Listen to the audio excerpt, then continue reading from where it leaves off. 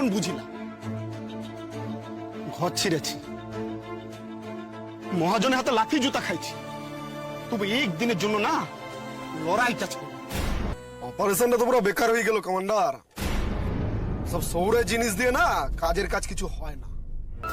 মু তো সেটাই বলছি, ঘরে করে লুটের মাল বয়ে বেড়াচ্ছে, এগুলো বিলি না করে পুলিশের কাছে ধরা দিব। হ্যাঁ কমান্ডার, আমরা সকলে বুঝে লিছি। ও পিয়াল বনের আগে যে লম্বা ফাঁকা রাস্তাটা আছে না, ওখানে ওদের গাড়িটা আটকাই মোড়া আমাদের কামটা সারিয়ে নিবি। কারণ এই দুধের শিশুগুলানরে একেবারে জানে মেরে দিল। ওদের উচিত শিক্ষাটা দিতে হবে।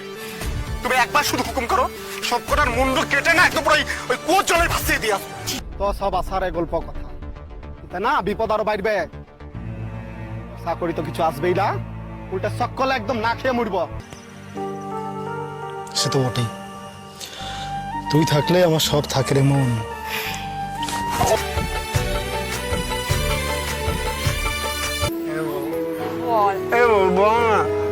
তুই মুখে ভালোবাসিস তো বল কিনা, বল না। এমন বল কিনে চল না, কোথায় যাবো? ওখান থেকে ঘুরে একটু আসি, চল না রে।